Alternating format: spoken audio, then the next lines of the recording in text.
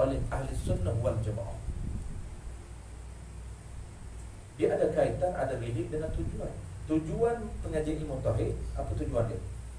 Ringkas dia, tujuan dia untuk mengenal Allah Ta'ala. Fa'lam annahu la ilaha illallah. Kewajipan nak kenal Allah itu satu kewajipan, wajib aini. Tiap-tiap individu kena kenal Allah Ta'ala. Itu tujuan pertama, mengenal Allah Ta'ala. Yang kedua, metodologi mengenal Allah Ta'ala yang dirumus oleh ahli sunnah wal jamaah. Nah, inilah berbeza dengan firqah-firqah yang lain. Beza dengan firqah Wahabi, beza. Mazhab Wahabi agak berbeza. Mujasimah berbeza. Mu'tazilah berbeza. Jabariyah, Qadariyah berbeza. Ini kena pegang ahli sunnah wal jamaah.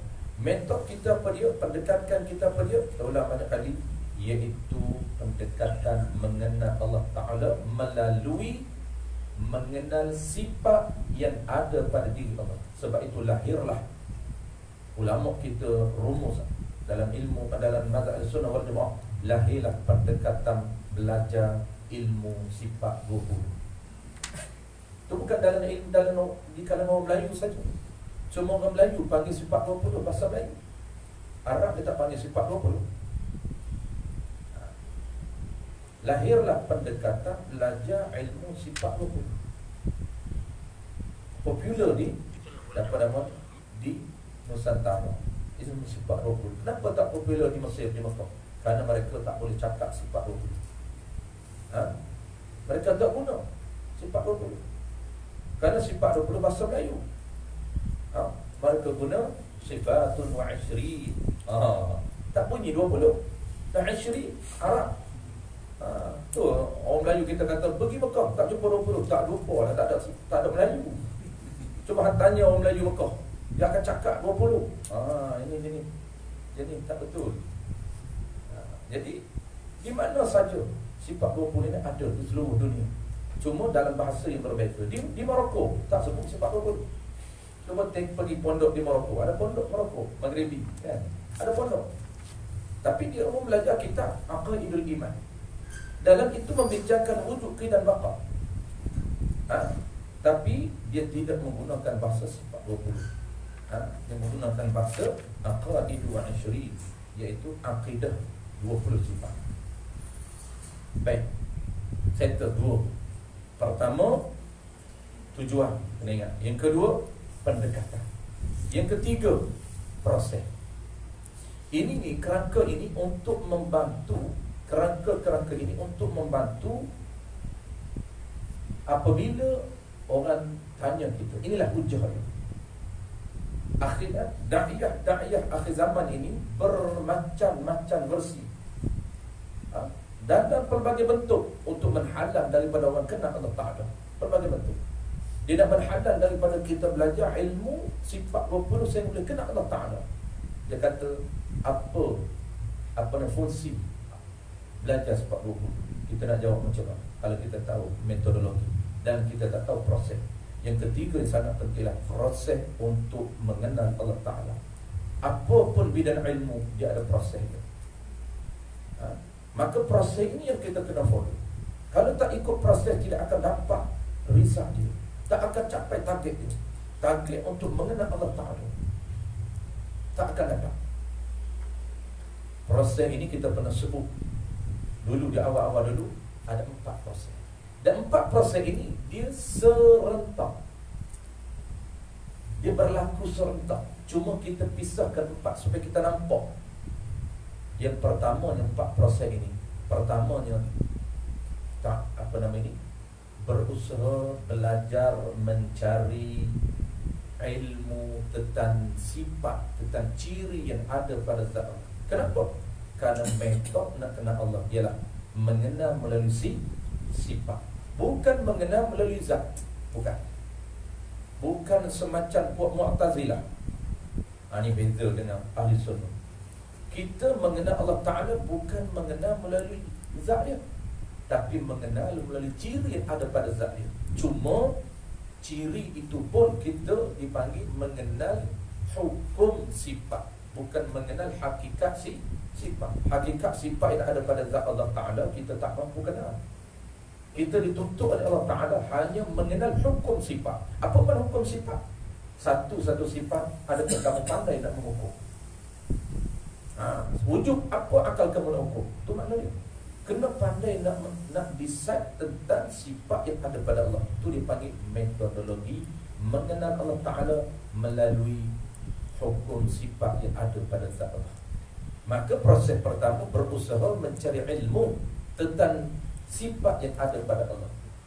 Maka cara berakidah kita, tuntutan kita mengenal sifat yang ada pada Allah ada dua cara. Kita dah sebut dulu. Ini cara kedua kita masuk tafsir. Cara pertama apa? Cara pertama wajib kita i'tiqad dan hati kita Allah Ta'ala mempunyai sifat kesempurnaan yang ada pada Allah sangat banyak, tak boleh dihitung. Itu secara i'tiqad umum. I'tiqad tentang sifat Allah ni ada dua cara i'tiqad. Satu i'tiqad secara ijmal, satu i'tiqad secara tafsir. Ini kita berada pada bentuk yang kedua, i'tiqad secara tafsir. Secara ijmal macam mana?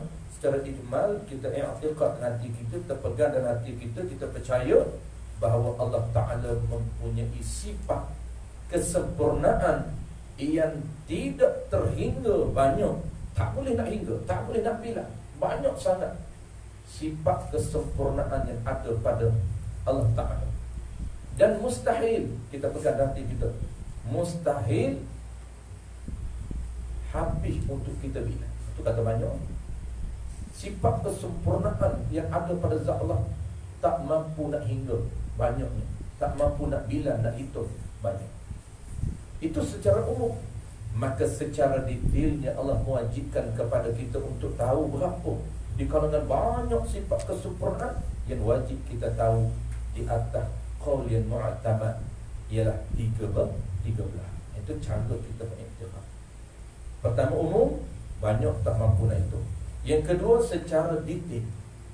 Kenapa kita bagi macam ni? Untuk menjawab da'iyah. Ada kumpulan mujassimah, dia mengatakan, kenapa kita belajar sifat sekadar 13 sahaja, sedangkan sifat Allah Ta'ala dalam Al-Quran sangat banyak. Tiba-tiba ada satu kumpulan yang hanya mengambil berat hanya 13 atau 20 sahaja. Inilah dia kumpulan yang sesat. Sesiapa yang belajar 20 sifat, sesiapa yang belajar 13 sifat, ini kumpulan yang sesat. Kenapa? Kerana yang sebenarnya dan Al-Quranul Karim banyak sifat Allah Ta'ala. Sebab tu kita ajar ni untuk menjawab da'iyah-da'iyah ini. Maka kita jawab. Orang yang ada ilmu menjadi tanggungjawab dia untuk bangkit di akhir zaman menjawab da'iyah-da'iyah ini. Antara jawapannya ialah kita wajib i'tiqad sifat kesempurnaan yang ada di zat Allah sangat banyak, tidak mampu dihitung. Tetapi tu ayat ini. Tetapi yang wajib kita pelajari secara tafsirnya ialah 13 di atas jalan qaul mu'tamad dan 20 di atas pendapat masyhur. 13 tu kenapa? Kerana itu mu'tamad, wajib. 20 tu kenapa? Kerana masyhurnya 20 itu diajar walaupun tak wajib 20, tetapi popularnya 20. Itu cara untuk kita jawab. Proses pertama belajar. Jadi kita serentak empat-empat. Kalau orang tak belajar mencari info 13 tuan-tuan, dia tidak memulakan proses. Walaupun dia tahu, dia baca ayat Quran, fa'lam annahu la ilaha illallah, dia rajin buat tahlil setiap malam Jumaat, dia tidak akan meninggalkan tahlil. Dan di awal tahlil itu ulama kita kumpul, fa'lam annahu la ilaha illallah, la ilaha illallah. Dia mulakan dengan ayat Al-Quranul Karim, fa'lam. Itu ayat Quran. Wajib kata Allah, fa'lam, hendaklah kamu kenal. Itu makna fa'lam, hendaklah kamu kenal la ilaha illallah, tidak ada Tuhan yang layak kamu sembah melainkan satu saja, yang nama dia ialah Allah. Nama dia Allah. Maka ada orang tahu bahawa hukum mengenal Allah ni wajib, tetapi dia tak tahu metodologi macam mana dia terapa-rapa, terkapai-kapai mencari Allah Ta'ala di dunia. Kerana dia tak tahu metodologi pendekatan.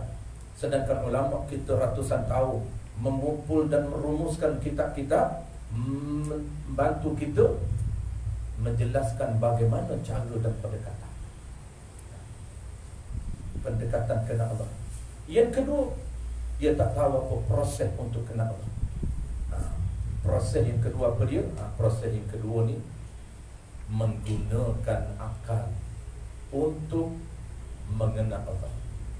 Pertama, berusaha mencari ilmu, bercari ilmu tentang sifat yang ada pada Allah.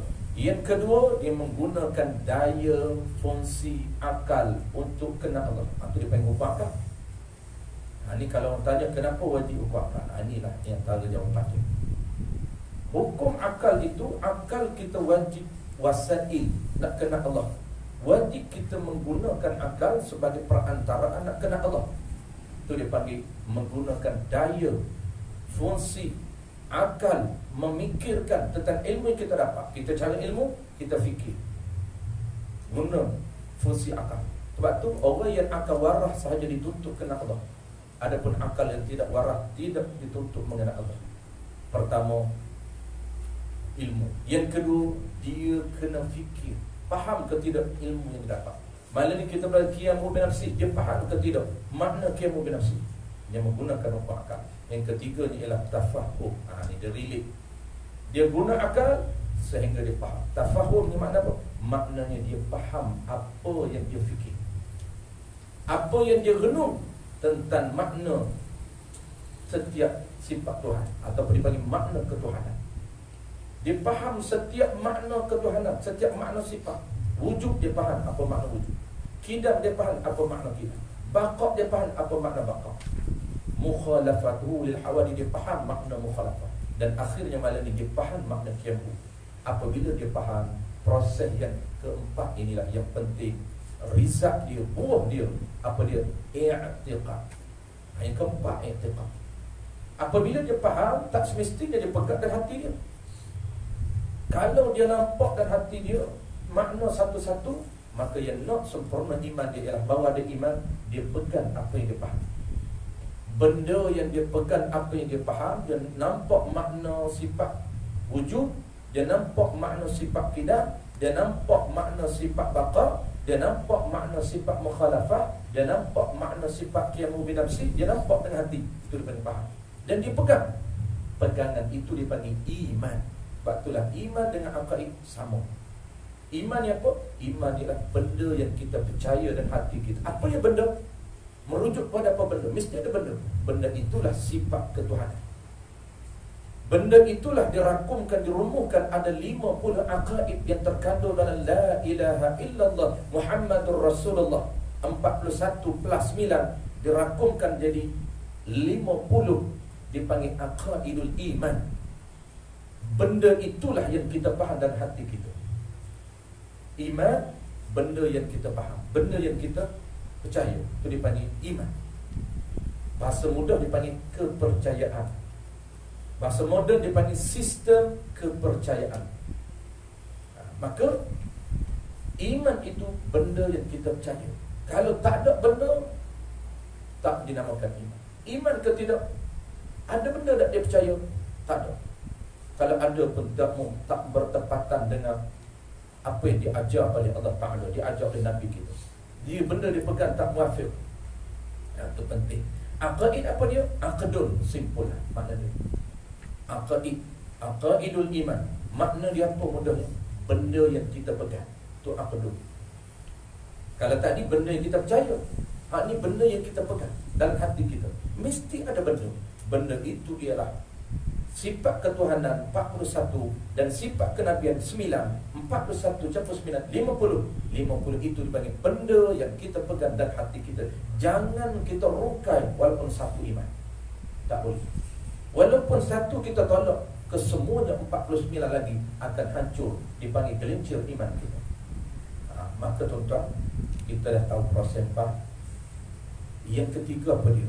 Pertama tujuan, yang kedua metodologi, yang ketiga proses, yang keempat apa? Yang keempat inilah dipanggil rizal kita. Dapat ke dapat benda kita nak? Kenal ke tidak? Kenal. Rizal dia keempat. Kita sekarang ini berada di atas track yang sebenar. Kena cari track. Track ni jalan. Atau kita panggil roadmap tadi tu jalan. Track kita apa? Cari silibus. Metodologi cari dulu. Proses, ikut proses. Silibus dia, silibus yang betul, guru yang betul. Jangan cari guru yang laduni. Atau merapu lah. Betul semua, maka kita duduk atas track, follow. Tak akan sampai satu ketika Allah campur kata kita untuk kenal. Maka kenal kita ini berada pada yang pertama. Rizal dia apa? Rizal dia ma'rifah, orang kenal Allah. Kenal melalui apa? Melalui info. Kita ni duduk di standard pertama. Jadi standard Allah Ta'ala ni malangnya oleh kerana lama kita tak bertemu. Jadi kita rekod balik benda-benda basic. Jadi kenal Allah Ta'ala ni ada dua standard. Kita berada pada standard pertama. Dalam ilmu tasawuf bincang. Ya.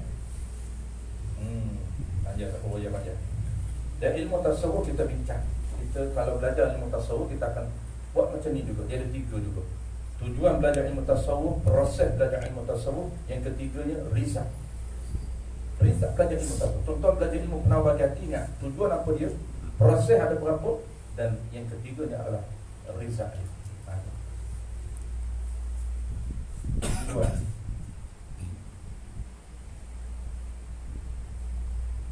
Tujuan. Yang kedua, pendekatan.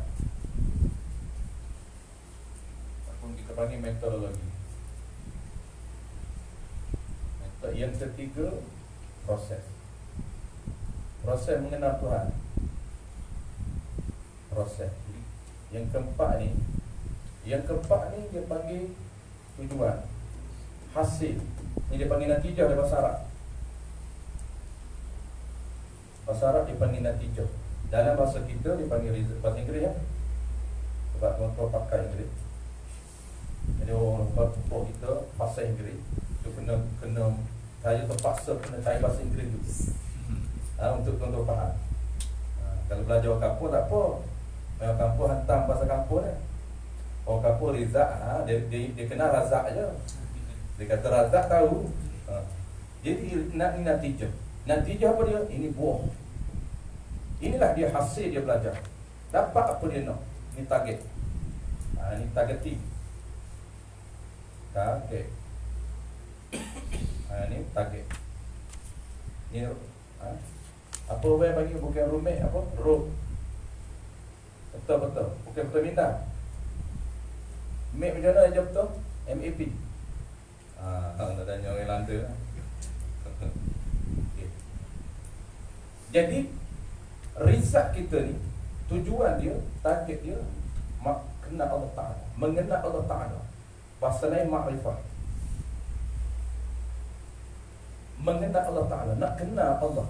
Macam kita nak kenal kita.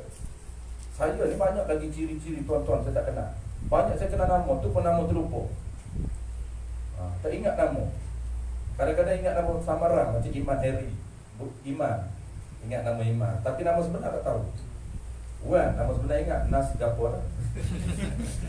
Nasran ke apa? Nasran lah. Tak ingat lah. Tak apa kenal lagi. Nama pun tak apa kenal lagi. Tapi kita Allah Ta'ala kita kenal nama. Allah tu nama dia, bukan zat dia. Kita nak kenal bukan kenal nama Allah. Allah nama. Yang kita nak kenal sifat yang ada pada diri. Kita nak kenal sifat yang ada pada diri. Orang panggil apa? Orang panggil mengenal ciri. Macam kita nak kenal kayu, ciri. Nama kayu ni jati. Ciri kayu jati apa dia? Berbeza dengan kayu lain. Maka dia beza jati dengan lain ni dibezakan oleh ciri. Kita pun beza juga. Ciri kita berbeza. Ahmad dengan Muhammad walaupun nama sama, dia beza di ciri dia. Kembar, walaupun sama kembar, tapi dia ada juga akan dibezakan oleh ciri-ciri pada kembar seirah itu. Begitu juga pendekatan mengenal Allah ni, mengenal melalui ciri. Baik, apabila rizak ni kita kena ingat, rizak ni mengenal Allah Ta'ala ada dua. Ini rizak. Satu, ma'rifah amatun. Yang kedua, ma'rifah dzauqiyah.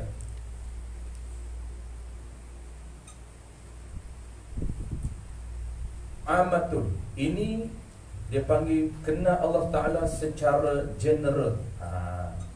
Yang ni kenal Allah Ta'ala secara feeling. Kalau kau nak feeling, ini nak lebih tepat ni, tuan-tuan kena translate sendiri. Ini general. Apa makna general? Kenal Allah Ta'ala secara umum. Apa makna umum? Ini kita duduk sekarang. Apa makna umum? Dia mengenal Allah Ta'ala secara maklumat yang ada pada Allah. Dia mengenal Allah Ta'ala secara maklumat tentang ciri yang ada pada Allah. Dia ada dalam minda dia, dia ada dalam hati. Dia pegang tentang ciri yang ada pada Allah, settle. Makna dia kenal Allah Ta'ala, kenal secara umum. Rapat tak lagi? Tak. Ada perasaan tak lagi? Tak. Macam kita kenal orang secara umum. Kalau saya sebut Tuan Dr. Mahathir, tuan-tuan kenal atau tidak? Semua jawab ke? Kenal. Tanya Najib bosku, kenal. Tanya dulu sebelum Najib bosku, Pak Allah. Apa tak kenal Pak Allah? Semua kenal. Tapi kenal Pak Allah, kenal bosku, kenal Tuan Dr. Mahathir, kenal dengan info, kenal dengan maklumat. Boleh dibezakan maklumat. Bezanya Dr. Mahathir dengan Najib dibezakan oleh maklumat. Kalau kita sebut nak kenapa kita panggil beza maklumat? Kalau kita sebut apa saja berkaitan dengan Dr. Mahathir, ada perasaan ke Dr. Mahathir? Bukan perasaan saya, bukan perasaan cinta, perasaan kasih, perasaan sayang tu lah. Sebut Dr. Mahathir, hanya terbayang nama, tentang ciri yang ada. Ada tak rasa kasih sayang sayu? Tak ada. Cuba beza. Sebutlah satu lagi, bapa kita. Apa beza? Sebut nama je, dah tersentak hati kita. Sebut nama bapa kita, dah tersentak hati kita. Dah rasa sedih, dah rasa teringat kat bapa kita. Lama tak jumpa, lama tak balik kampung jumpa dia. Kampung kita, ke mana dia pergi ustaz? Dia pergi ke kampung halaman asal dia. Di mana dia? Kampung asal dia. Mati lah. Dia mati dah. Lagi teringat dia mati. Sebut bapak dia mengalir air mata. Kenapa?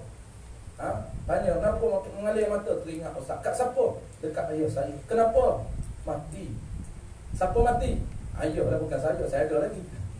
Kenapa dia teringat? Kerana dia bukan berada pada makrifah. Dia mengenal ayah dia peringkat makrifah tuqiyah. Jadi kita ni, step pertama kena sini. Siapa pun kalau dia melangkau step pertama, dia tidak ada natijah dia, ataupun dia tidak melalui proses, 4 proses. Dia melangkau proses ini, dia tidak ada info tentang ketuhanan.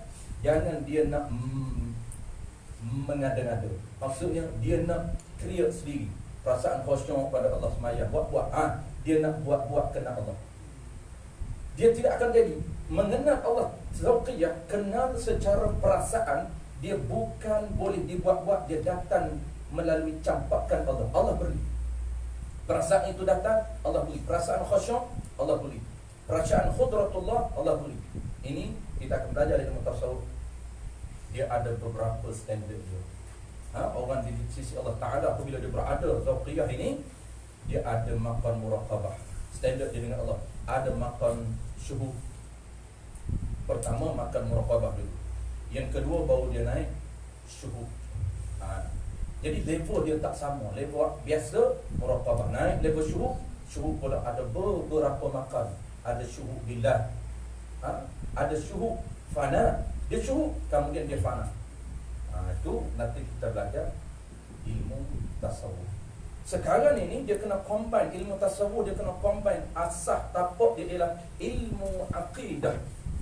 Ada orang yang belajar kitab Hikam Ibn Atha'illah tanpa dia belajar kitab tauhid, maka haram ke atas dia.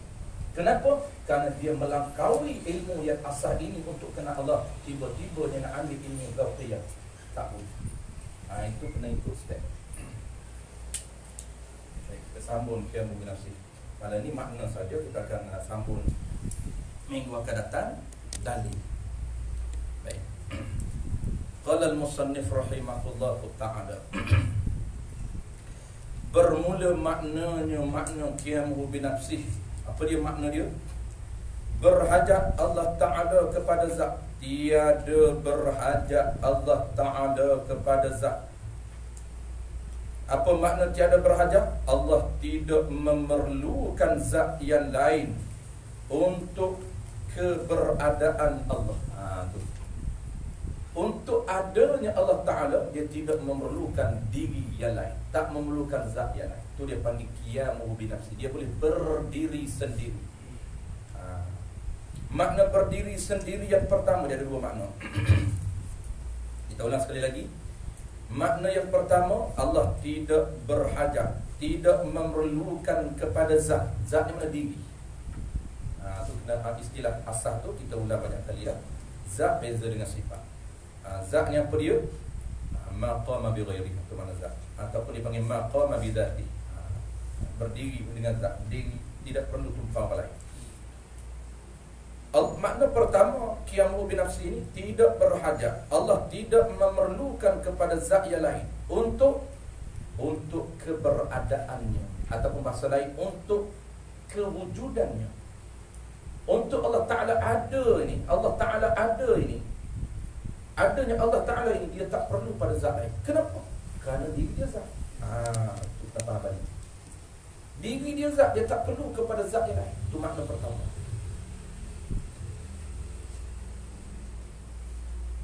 Ataupun kita ulang sekali lagi, kita boleh guna makna. Makna pertama. Makna pertama apa dia? Dia ada dua makna. Makna pertama, Allah tidak berhajat ataupun tidak memerlukan kepada zat yang lain untuk keberadaannya atau untuk kewujudannya. Ataupun boleh guna bahasa lain, Allah tidak memerlukan zat yang lain untuk menumpang. Untuk menumpang. Kenapa? Kerana diri dia zat. Ini kembali balik kepada makna zat. Zat ni, diri ni, maqama bidzati, maqama bighairi, maqama binafsi, maqama bidzati, maqama binafsi. Sesuatu perkara yang boleh berdiri sendiri tanpa menumpang. Kalau benda yang jenis kena tumpang orang lain, dia bukan zat, dia sifat. Maka Allah ni diri dia zat, bukan sifat. Apabila diri dia zat, kerana zat tu makna maqama binafsi, maqama bizati, satu perkara yang boleh berdiri sendiri, tak perlu tumpang orang lain untuk keberadaannya, untuk kewujudannya. Nak ada dia, tak perlu tumpang orang lain. Dia boleh ada sendiri. Bukan ada dengan ada sendiri ni, bukan ada apa nama ni macam kita. Kita ni dia panggil ada yang orang lain buat. Bukan ada secara qama bi nafsi. Baik. Allah Ta'ala ni kewujudannya, dia tak perlukan zat yang lain. Itu makna pertama.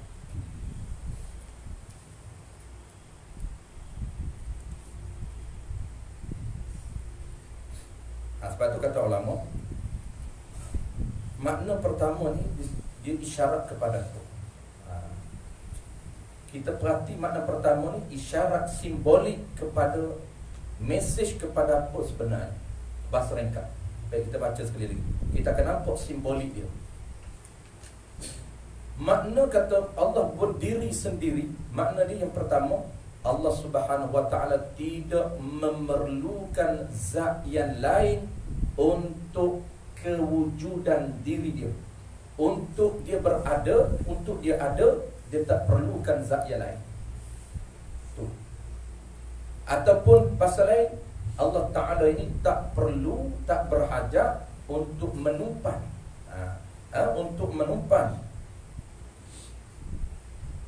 zat yang lain, kerana dia zat. Ini simbolik kata ulama. Simbolik kepada apa? Makna pertama ini menunjukkan ataupun simbolik kepada bahawa Allah Ta'ala itu zat, bukan sifat. Lepas tu kita dah sebut tadi, kerana dia zat. Ini signal menunjukkan bahawa Allah Ta'ala itu diri. Maksudnya zat, dia bukan jenis sifat. Zat apa dia? Zat yang wajibul wujudun, zat yang mesti ada, mustahil zat ini tiada. Ini satu sifat ini, apabila kita sebut qiyamu binafsih, merujuk kepada Allah ini zat. Apabila dia zat, dia tak perlu menumpan orang lain. Makna pertama.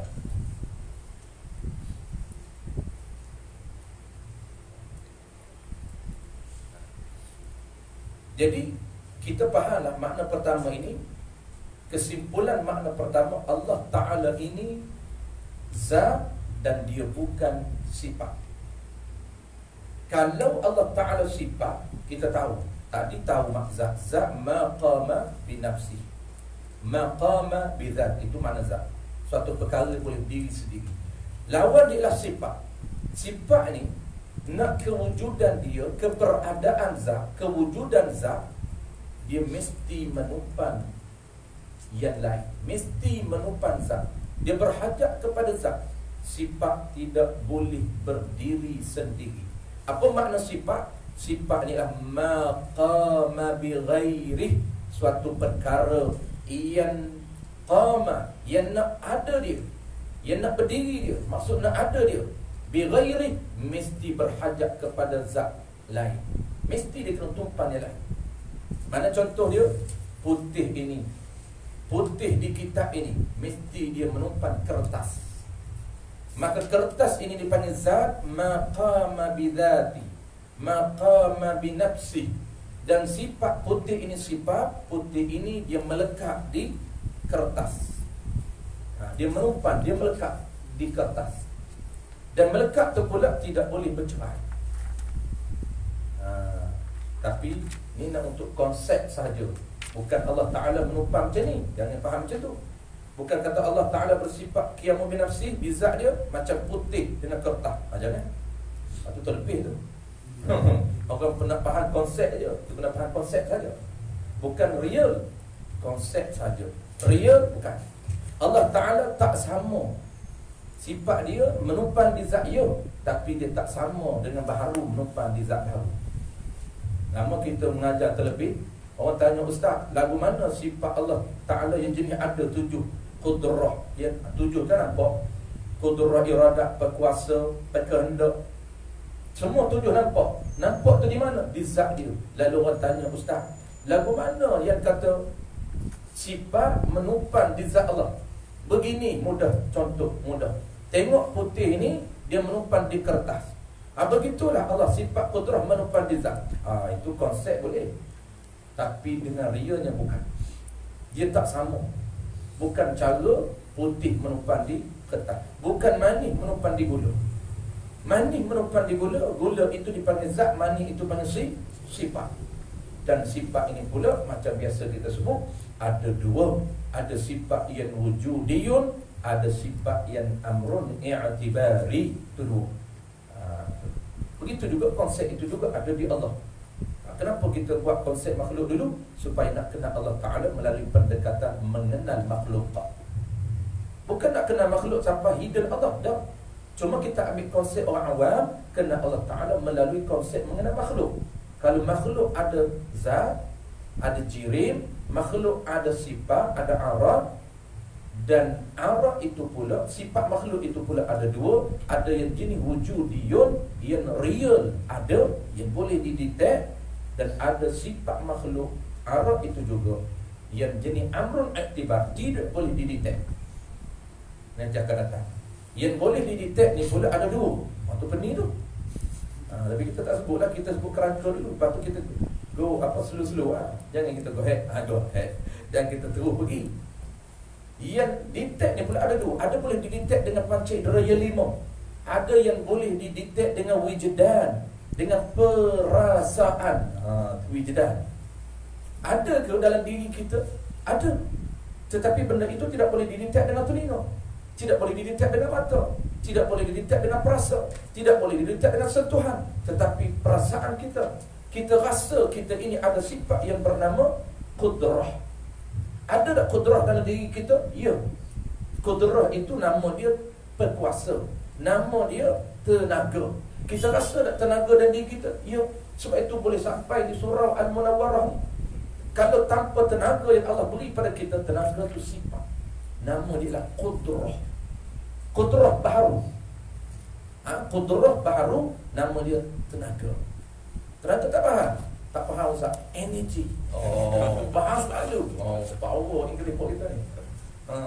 Kita ada energy. Tapi tahu waktu lah. Kalau tak boleh nak cakap full dalam bahasa Inggeris. Kalau saya cakap full bahasa Inggeris, tuan-tuan faham sekejap aja. Tak boleh nak cakap we have a power. Tak boleh lah. Nanti grammar salah, tuan-tuan gelap pula.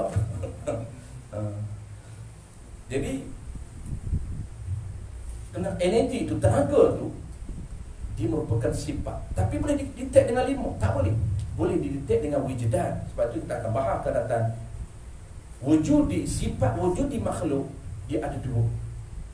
Ada sifat yang betul-betul ada, dan betul-betul ada ni pula terbahagi pada dua. Pertama boleh didetek dengan panca indera, yang kedua boleh didetek dengan wijdan, perasaan. Yang kedua, amrun i'tibar. Amrun i'tibar ni biar dulu. Baik, settle sifat. Tu kena ulang banyak tu. Sifat dengan zat, sifat dengan zat ulang, supaya kita tidak tertipu. Apabila orang kata gula itu sifat, manis itu sifat, tu teram lagi bersuluh, itu penipu besar. Tu pun tak settle lagi. Janganlah berkecimpung dalam dunia tasawuf, kerana akidah masih belum settle.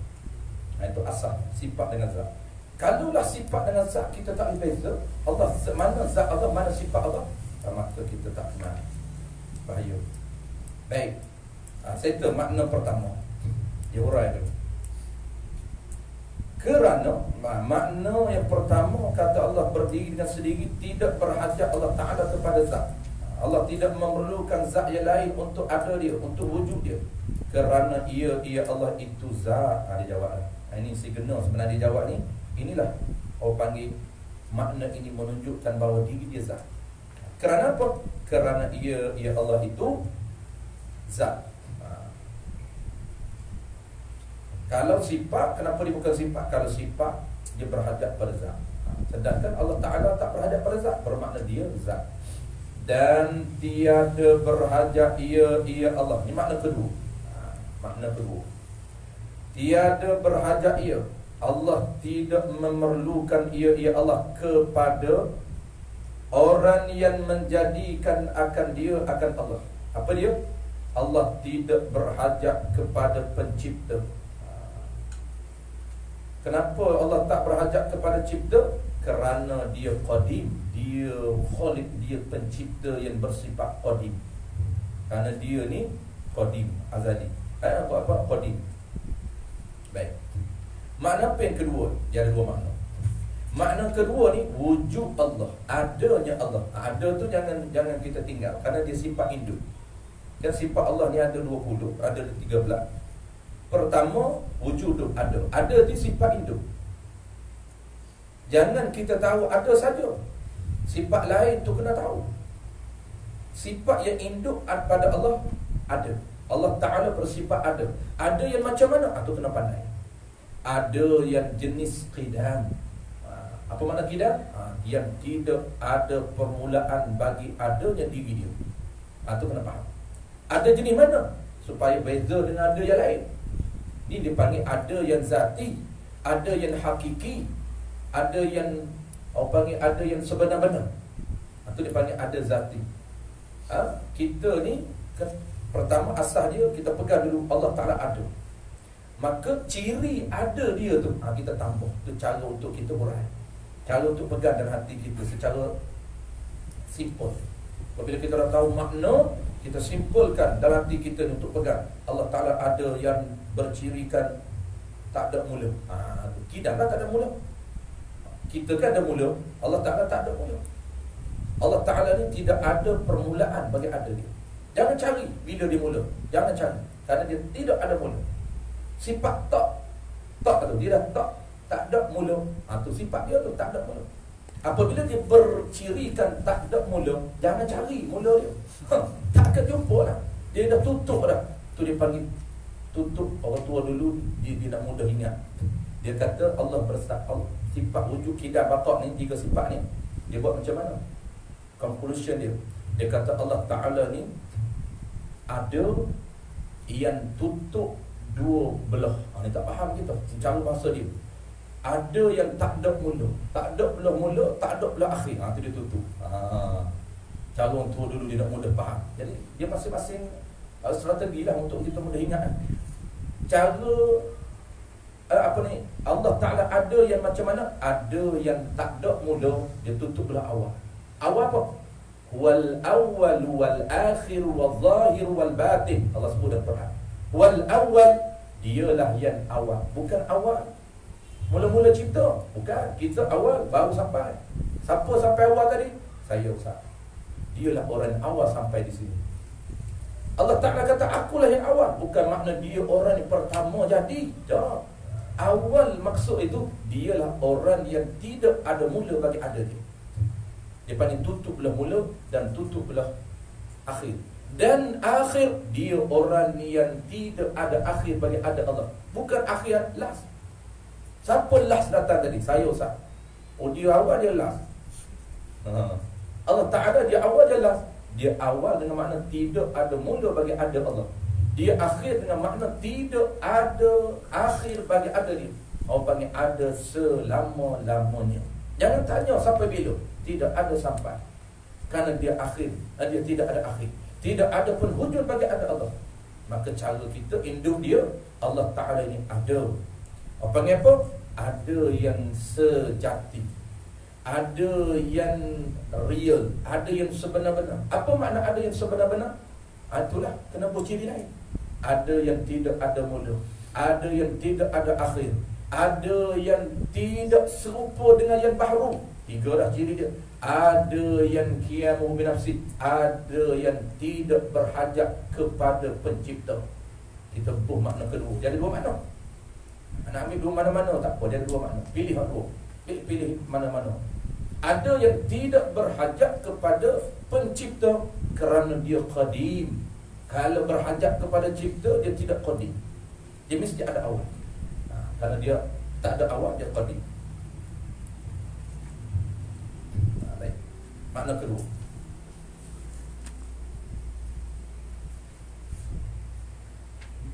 Jadi wujud Allah, wujud ni kedua depan. Makna kedua ni kita ulang balik. Wujud Allah, adanya Allah ini tidak memerlukan kepada yang menjadikannya. Orang yang menjadikannya kan Allah. Tak perlu, tak berhajat. Kenapa? Kerana Allah itu, dalam bahasa lain, kerana Allah itu yang menjadikan semua perkara. Dia tidak menjadikan yang menjadikan dia, kerana dia ini orang yang menjadikan semua perkara. Tu dalam bahasa akidah dipanggil apa? Dipanggil mujid. Mujid ni yang menjadikan semua perkara. Adapun kita ini yang dijadikan oleh Allah, mujad. Kita mujad. Mujad yang dijadikan kita, yang kena jadi. Mujad. Ataupun makhluk yang kena cipta. Khaliq yang pencipta kita. Pencipta kita. Kita ni yang kena cipta, Allah itu pencipta.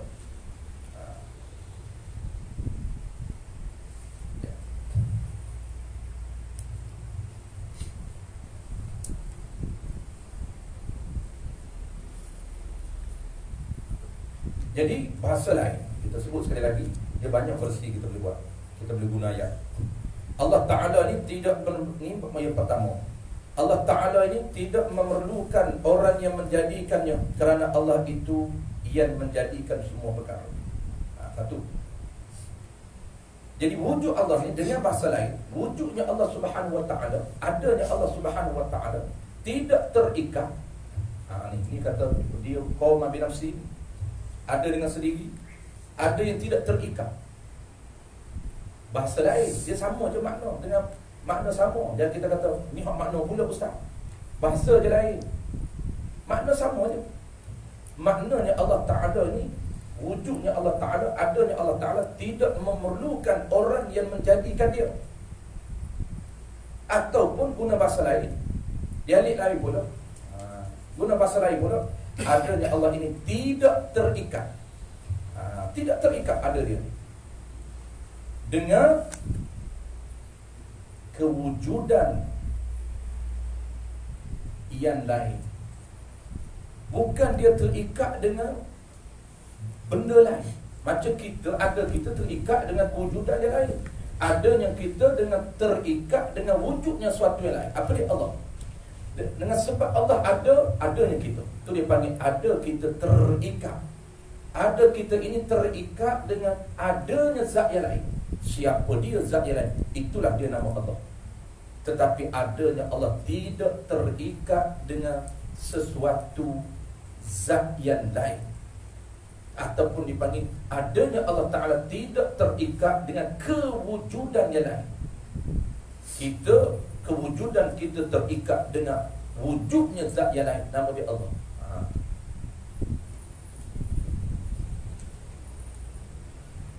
Ringkas dia di dalam kitab Arab, dia kata wujud Allah itu wujudullah biwujudihi, adanya Allah semata-mata adanya diri dia.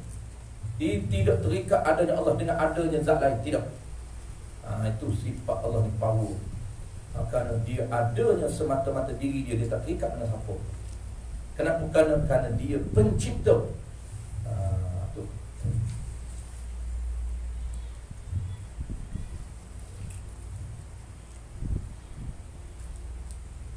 Baik, sebelum kita baca penutup tu, mustahil tu, kita tutup dulu dua makna. Kesimpulan dua makna ni, makna pertama dan makna kedua, apa kesimpulan dia? Jadi kesimpulan dia kena ingat balik. Apabila kita nak buat kesimpulan, jangan lupa poin dia, sifat 5 sifat ini adalah sifat salbiyah. Jangan lupa untuk kita simpulkan. Kan pertama sifat nafsiyah. Sifat Allah Ta'ala 13 itu, 20 itu, dia terbahagi kepada 4 komponen sifat. Untuk mudah kita faham, kena bahagikan 4 komponen sifat. Kenapa kita bahagi? Supaya mudah kita faham. Nak memahami 20 sifat itu, kita terpaksa pecah mengikut segmen sifat yang lain. Dia beza. Kenapa beza? Ulama bezakan supaya mudah untuk kita ingat dan mudah untuk kita faham makna.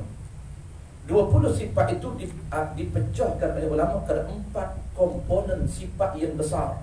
Pertamanya sifat nafsiyah, sifat yang merujuk kepada diri Allah, bukan sifat merujuk kepada sifat, tetapi sifat merujuk kepada diri. Ini detail Pak. Yang umumnya ulama bagi 2 je. Ada sifat subut. Baik. Pertama apa? Pertama sifat nafsiyah ini nama dia adalah wujud. Wujud. Sebab tu wujud ni dia kena relate dengan diri. Ada. Allah Ta'ala ni ada. Ada apa? Ada diri. Tu relate dengan diri. Ada apa? Ada diri. Ada ke tidak? Ada tu tiada, tapi diri ada. Tu. Ni dia panggil ada yang tiada. Ada ni, sifat ada. Ada tu apa? Ada diri Allah. Diri ada, tapi ada tiada. Sebab ada itu amrun i'tibar. Tak boleh nampak. Apabila benda tak boleh nampak, dipanggil benda yang hanya amrun i'tibar, tapi bukan wujud. Maka dipanggil dalam level yang tinggi, kita panggil ada yang tiada. Tapi janganlah mengajar lagi level ada yang tiada tu. Orang bakar sekali tu lah. Dia kata aku pangkah lah. Apa mengajar ada yang tiada? Ada ke tiada? Cakap betul-betul. Cakap betul-betul. Allah ada ke tidak? Ada. Cakap tiada? Tiada atau tiada? Muka kita tak faham. Pening dia kata. Ini Wahabi marah. Nak cerita bahawa ada itu bukan nampak, tu dia nak ceritanya. Tapi tak payah dah sampai peringkat tu lagi. Permulaan tu cerita ada. Orang tanya ada apa ada? Ada Allah. Awak faham dah. Walaupun nak tengok tak nampak, jangan cerita lagi. Ustaz ada mana? Ada. Mana dia? Tunjuk. Oh ni ustaz. Nampak ustaz ada tak nampak? Dia kata ustaz ada ke tak? Ada. Ustaz ada ke tak ada? Apabila tak ada ke tak ada? Ada diri dia, itu dipanggil wujudun nafsiyah. Ada ini relate pada diri, nisbah diri. Itu dipanggil ada nisbah diri. Ada dua komponen kedua. Kita belajar dua dulu. Ada 4 komponen, 2. Sifat yang kedua nama dia ialah sifat salbiyah. Sifat salbiyah ada 5 sifat. Duduk dalam komponen sifat salbiyah ada 5. Pertama apa? Qidam. Yang kedua, baqa. Yang ketiga, mukhadafatu ta'ala lil hawadith. Yang keempat, qiyamuhu binafsih. Yang kelima, wahdaniyah. Kelima 5 sifat ini dia berada dalam komponen sifat salbiyah. Apa makna salbiyah?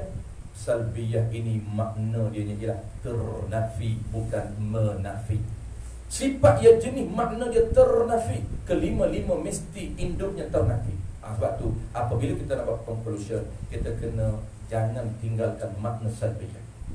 Qidam. Apa yang ternafi qidam? Ternafi ada mula. Sebab tu makna qidam tidak ada mula bagi ada Allah. Tidak, kena ada makna tidak. Kerana dia salbiyah. Itu sifat. Sifat tidak ada mula sifat. Cuma kita payah nak faham sikit. Allah bersifat dengan tak ada mula. Kita bercirikan ada mula. Sebab tu kita tanya Nazrin ni silap makhraj malu dia. Bila surau ni ada? Dia kata 20 tahun dah ustaz. Ada. Maknanya kita nak kenal makhluk, kita asah induk dia mula-mula kita tanya. Bila surau ni ada? Dia kata 20 tahun dulu ustaz. Ciri pertama ada, dan ciri kedua apa? Ada mula. Mana ada mula? Saya tanya dia bila mula. Maknanya surau ini bukan qidam. Bukan qidam. Kenapa 20 tahun ada? Itu nama qidam zamani saja. Oh lamanya ustaz, qadim. 20 tahun lama. Itu lama masa, bukan lama qadim Allah Ta'ala. Makna ciri makhluk pun sama. Ada mula. Setiap benda tu dia ada mula. Setiap benda ada mula. Abang Zam, ya, berapa lama dah kahwin? Ada mula rupanya kahwin pun. Saya ustaz tak ingat, tak ada mula. Itu merapu lah. Kahwin tak ada mula. Tu merapu, ada mula. Bila? Saya ingat ustaz 20 tahun. Dia tak ingat tarikh. Jadi dia kena cari tarikh. Kenapa? Kerana ada mula tarikh. Tak ingat ustaz, patut.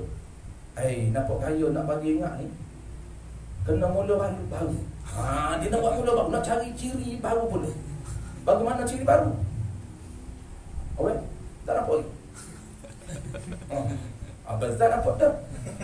Dia kata lama tak ada mula. Maknanya dia tak ingat mula bila kahwin 20 tahun dulu. Anak saya ustaz solo 15. Makna 15 tu 16 dah kahwin. Paling awal 16 dah lepas kahwin beranak. Beranak pula. Lepas kahwin lahir anak. Lahir anak ni dia kena 9 bulan. Jangan duk kalau anak umur 15 hak solo, maknanya 15 dah saya ada. 15 tak kena. Dia paling awal tu dia kena setahun baru dapat anak. Kan 9 bulan. Kena paling baki balance 9 bulan. Cara tu cara bodoh lah.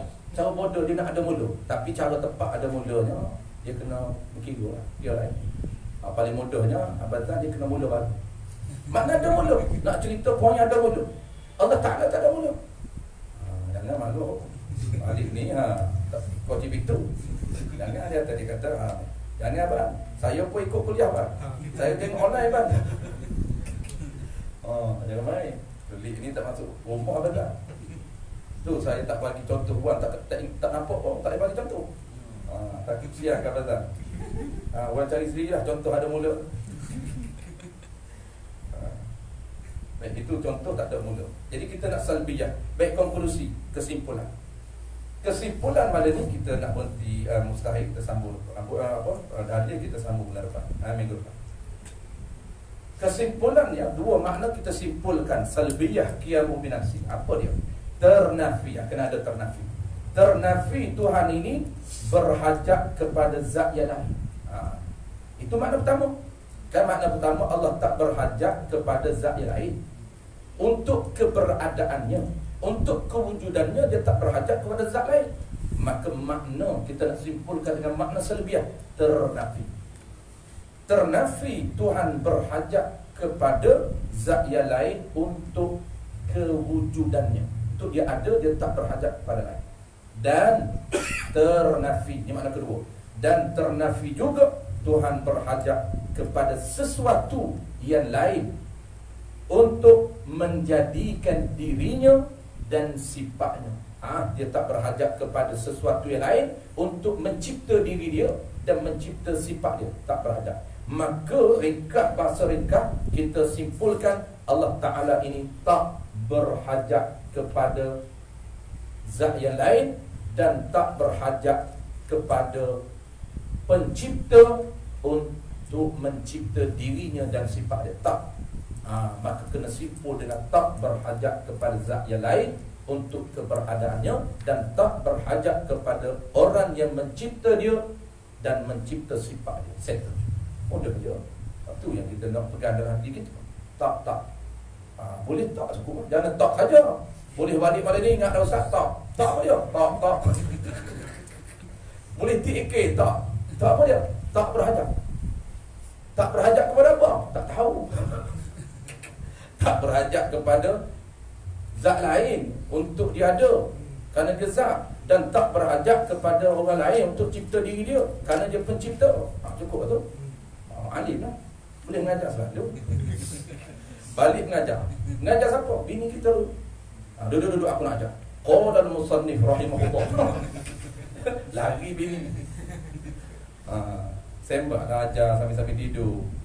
Jangan kita seorang alim nak heret bini ke syurga. Ni dia cara nak pergi syurga. Nak kenal Tuhan ni, nak masuk syurga, tekek dia kena kenal siapa Tuhan syurga.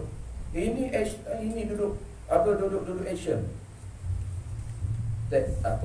Posting til jannah. Popular ayat itu. What? Posting. Bini, laki bini. Ucap selamat hari jadi kat bini dia. Semoga kita kekal di syurga. Kenal ke Tuhan syurga tu? Nak masuk syurga perasan. Kenal ke siapa Tuhan syurga? Nak masuk syurga? Kenal. Diri kita kenal. Ada kata nak til jannah. Dengan isteri, hajar isteri supaya kenal Tuhan syurga. Siapa dia Tuhan syurga? Tuhan. Siapa Tuhan? Ismun lizati al-wajibul wujud al-haqqul ma'bud. Itu makna Tuhan. Makna Tuhan. Yang kita pada Allah. Allah itu ismu, nama bagi satu zat yang wajib ada, yang mesti ada. Dan zat inilah al-haqqul ma'bud, yang sebenar-benar mesti layak disembah, yang sebenar-benar disembah. Yang kena perkenalkan dia. 5 minit cukup lah. Senang tidur. Tak tidur dia tak jadi. Lebih-lebih dia tak jadi. Jadi lagi. Tak baru dia faham lah. Qala al-musannif wallahu a'lam.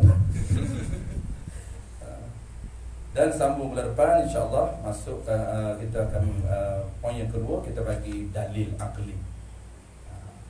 Mana wakaf tadi? Dia tak wakaf lagi. Maka bukanlah bangkit berdiri sendiri. Ni dia cerita, bukan makna berdiri sendiri itu bangkit diri sendiri, tak ada siapa bantu. Bukan. Kejap lagi boleh bangun kita. Itu maknanya qiyamun nafsi, bukan macam tu. Dengan tidak ada orang tolong angkat dan bukanlah jadi sendiri. Makna jadi Allah Ta'ala tak ada, dia tak berhajat kepada zat untuk jadi dia, bukan dia jadi sendiri. Jadi sendiri ada mula. Jadi sendiri ke benda ni? Jadi sendiri ni bangunan ni ada mula juga. Tak ada siapa buat, Ustaz saya datang ni flat ni ada dah. Tidak juga. Bukit bukan gunung ganam belakang rumah saya Ustaz. Ada sejak azali. Pandai dia cakap azali. Saya tanya untuk nenek saya kata bukit di belakang rumah dah ada. Untuk nenek saya apa dah 3 generasi dah. Ada. Patut ada sendiri. Boleh jadi ada sendiri. Ada sendiri mana boleh. Kalau ada sendiri pun ada mula. Kan ada sendiri, makna ada mula juga. Allah Ta'ala dia tak ada sendiri. Kerana kalau ada sendiri, ada mula. Yakni mustahil ia berhajat kepada zat kerana ia zat, dan mustahil ia berhajat kepada orang yang menjadikan dia kan Allah kerana ia qadim. Dalilnya baharu alam, wallahu a'lam. Minggu depan kita akan sambung dalil baharu alam.